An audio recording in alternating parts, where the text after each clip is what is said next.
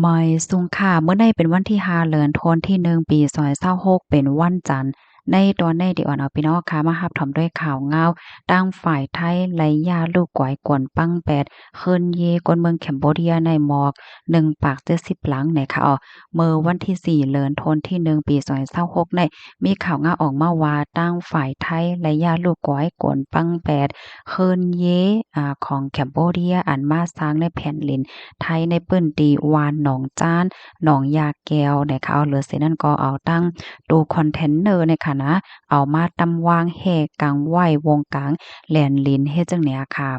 ไหว้หลังเสซึกท้ายก้มกำไลปื้นตีวานหนองจ้านวานหนองยาแก้วไลเหย่าโตหลิงงามตั้งแต่เมื่อวันที่26เดือนธันวาคมที่12ปี2025ตีป่นมานั่นเหย้าในตั้งฝ่ายไทยเนี่ยก็ไล่แต่ย่าลูกกวายกวนปังแปดเฮิรนเยว่า อันก่อสร้างไว้เจิ้นนั่นนะคะย้อนเปอว่าปื้นตีนั้นนั่นในฝ่ายแคมโบเดียเขานั่นไล่เขาป่นเปลี่ยนมาในแหลนลินเมืองไทยเสียก็สร้างเฮิรนสร้างเยสร้างโกดองว่าสร้างไว้เฮ็ดจังแนวเนาะเพราะว่ามันนับส่วนโฮมทั้งหมดก็ได้มีอยู่หมอก1ปาก70หลังเฮิรนเจิ้นให้นะคะปื้นดีอันว่ามาในนั่นแหละมีก้นเมืองแคมโบเดียอยู่เศร้าเยาค่ะเมื่อพ้องดีตั้งฝ่ายซึกไทยเขากว่ายาลูกกวยกวนปากในเขาก็บ่ว่าซึกฝ่ายแคมโบเดียเขานั้นไล่สั่งให้ก้นวานค่ายออกจะเมอเดแต่ปึตึกกันเมื่อวันที่8เดือนธันวาคมที่12ปี2025นั่นเย้าในค่ะวายปอกว่าขึ้นเมื่อวันที่30เดือนธันวาคมที่12ตีป่นมานั่นค่ะ ทางฝ่ายไทยเนี่ยก็เลยส่งเอ็นแห้งซึกในข่าวกว่าเฮ็ดให้ย่าลูกกวยกวนปังแปดเฮิรนของกำนันลีเนี่ยเนาะอันเป็นซึกเก่าของแคมโบเดียปยก็เป็นโผเก่าของเจลัดในอันเฮิรนกำนันลีเนี่ยก็อยู่ไว้ดีวานหนองจ้านโนนหมักมุ่มเฮ็ดจังเนี่ยตอนดากำนันลีแน่แต่ก็ตั้งแต่วันนั้นสิเนี่ยค่ะเนาะหายกว่าตินแล้วก็โ้เนี่ยค่ะกำนันลีเนี่ยก็ถุงยาก่าวเนี่ยว่าเป็นโพป่นเปลี่ยนเขาได้เหรียญลิ้นเมืองไทยยึดเอาตีนลิ้นอันก้นวานเขาผกซ้อมกินนั่นเสียก็เอามาเฮ็ดเป็นของโตเจ้าเก่าและมีรองเตอร์ควักอาณาจักรอาณาอำนาจถึงดีก้นในปื้นตีซัมปอโกโกแฮเฮ็ดจังได๋นั้นค่ะนะเนาะไว้หลังเสมีรองปึกตึกกันจะเมื่อปอกำแฮกนั่นในกำนันลีในก็ ไล่หายแซ่บหายสวยกว่าในออมโคว่าตายหือรีบหือก็มีไว้อยู่ดีแลตั้งหลายก่อมโคเหย้าให้แหน่ค่ะดอนตาเจ้ลัดอำนั้นก็นางทองลัดเมเก่ากำนันลีนั่นแต่ก็ถุงย่านเนว่าเป็นก้นอันรองใหญ่อันคับๆขึงๆในปื้นตีนั้นเหี่ยวก็จู้เอาอ่อนเอาก้นเมืองแคมโบเดียเนี่ยค่ะมาหุบเอาตีลิ้นตีเฮ็ดกินของก้นวานในปื้นตีเหี่ยวก็มาสร้างโกตองสร้างเฮิรนสร้างเย เฮ็ดจั่งใดนั้นค่ะน่ะเนาะพอมีปนพรเข้าในก็ไล่ย่าลูกกวายกวนปังแปดเคินเยโคของเจลัดเหมือนกันแหน่ค่ะต่อถึงวันเมื้อในๆเตเลยว่าตั้งฝ่ายซึกไทยเนี่ยก็ไล่ย่าลูกกวายกวนปังแปดเคินเยอันมาสร้างที่วันหนองจ้านวันหนองยาแก้วนั่นเหย้าโตหลีงามกว่าเหย้าเนี่ยค่ะเนาะโหปากเต็มเหย้าเนี่ยค่ะเอาติเหย้าก่อนได้มื้อเหลียวได้ก็หลบผิวหลบปัดกะนานก็เหย้าเฮ็ดจั่งใดค่ะ เมื่อพ้องดีอันซึกไทยเขาย่าลูกไกวกวนปังเฮิรนเยว่าสังว่าอยู่เจ้านั้นนั่นในเขาเนาะก็ซึกก็หันมังเจอโฮมป้าตังมูลนิธิกันจอมพลังช่วยสู้ค่ะเนาะยก็โพยนี่โพมีน้ำใจเจตนาในก็ไล่อ่อนกันเอาตู้คอนเทนเนอร์เนี่ยค่ะนะอันเป็นตู้เติกลงใหญ่ๆนั่นค่ะนะตั้มไว้เนี่ยค่ะเนาะเปิดตาเฮไว้นะคือแคมโบเดียเขาซัมบ่เต็มจังเขามาไล่ หงายนั่นเฮ็ดจังได๋นั่นค่ะน่ะเนาะเหมือนจังหนังตีหนองจ้านหนองย่าแก้วและคลองแผงและจังได๋ก็และใจตื้ออันเป็นตัวคอนเทนเนอร์และจังได๋ตั้งนำตั้งหลายเนี่ยค่ะวายหลังเสมตั้งฝ่ายตับซึกไทยเขาเพียวย่าลูกก๋อยก่นปังแปดเฮิรนเยอันแคมโบเดียว่าสังว่าเฮ็ดจังได๋ยาวค่ะเนาะตั้งฝ่ายของการลงฝ่ายนอกเมืองแคมโบเดียนั่นก็ไล่ออกมาเฮ็ดของให้ไทยค่ะเนาะเหมือนจังว่ามาสารคัด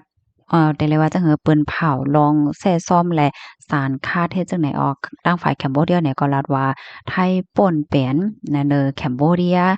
ย้อนให้จะจึงลมฟ้าโตตั้งลูกลมฟ้าได้ปักดาไปด้วยหนังคึดๆจำๆเสกำนะคะแคมโบเดียเขานั่นรัดว่าไหว้หลังเส อันไลอบโอ้ตกลงกึดตึกกันเมื่อวันที่27เดือนธันวาคมที่12ปี2525ตีป่นมายาวนั่นในตั้งฝ่ายตับซึกไทยเนี่ยก็ไลมีหลวงเฮ็ดสร้างใน4เจดอนเนาะแลนลิ้นว่าเฮ็ดจังไหนตัวอย่างเปิงแตกมันในมะหนังตีเจดอนบันเดียนเมียนเจยวานเปรจันหนองยาแก้วบานจกเจยหนองจานและดังวานตะลอกลนั้นก็เบิงตะโกนให้แหน่ค่ะดีเจดอนโพธิสัตว์ปื้นดีโอกโอพรุกดอมเดียเนาะเฮิรน3หลังและดีหิมห้อมเลียนลิ้นตีวานท่าเส้นให้ไหนดีเจดอนพระวิหารเปิ้นดีอาสิเนาะช่องอานมายอก็ตาทวายช่องตาเท่าและดั้งพนมรบโพมะเขือค่ะดีเจดอนอุดรมีใช้ปืนดีโอสเม็ดช่องจอมวัดคณะปราสาทคณะ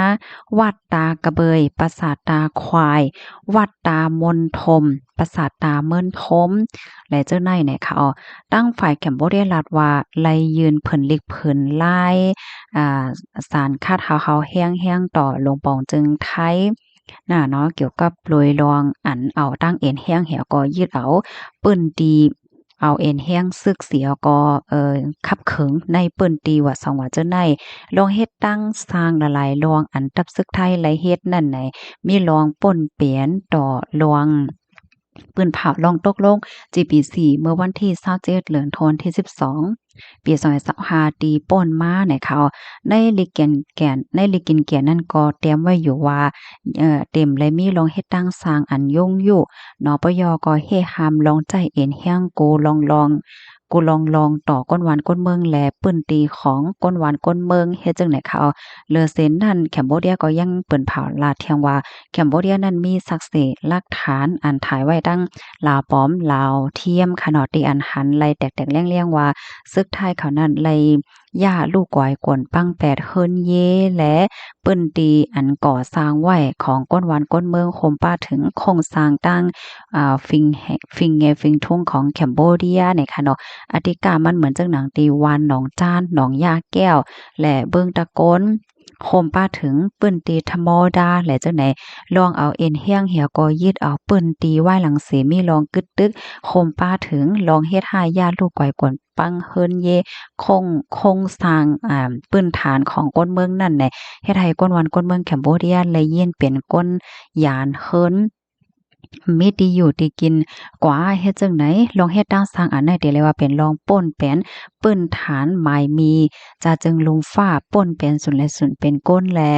ป่นแป้นลองเพ่งเป้งเป็นทำหาวแห้งเด้ๆเฮ็ดไหนออกแคมโบเดียเฮ็ดของไฮไทยกึดลวงเฮ็ดตั้งสร้างจังไหนตั้งแสงตั้งมดเนี่ยค่ะโฮมป้าถึงถอนเอ็นแห้งและเครื่องใจโคตรตื้อกว่า300,000เปิงออกกว่าในเรียนเลนแคมโบเดียให้มีรองนับยำนับถือ JP4 แลตื้อกำเฮ็ดจอมหนังคอตกลงกึดตึกกันอันไรเปิ้นเผาโคมกันนั่นหนังเต้ๆวาๆเสกำไหนค่ะข้อมูลตอนนี้ก็เลยปึงอิงมาที่ห้องการข่าว PPTV ออกไหว้ไหนค่ะพี่น้องค่ะถ่อมข่าวคนในยาวหันถึงจังพวกในค่ะเนาะอันเมื่อหนังเฮาหันตีในแคบหางแผ่นตีนั่นยาวเฮ็ดจังไหนนั่นค่ะนั่นเนาะตั้งฝ่ายไทยได้ก็ว่ายึดกุมกำไรเปิ้นตีนั้นก็มันเป็นเปิ้นตีของไทยให้นั่นค่ะเนาะตั้งฝ่ายแคมโบเดียซ้ำว่าไทยป่นแปนเปิ้นตีเขาแลเฮ็ดหายาลูกก่อยกวนปัง8เฮิรนเยเฮ็ดไหนน่ะเนาะลองตั้งมันได้เป็นจังไหนยาวไหนค่ะในตอนนี้ก็มาเปิ้งนี้ตั้ง2ฝ่ายให้ไหนค่ะเนาะค่ะยินจบกูก็ดีรับถอมปันแห้งค่ะย้อนให้อยู่เลยกินหวานในรถเพกันค่ะเนาะบ่ายสงค่ะ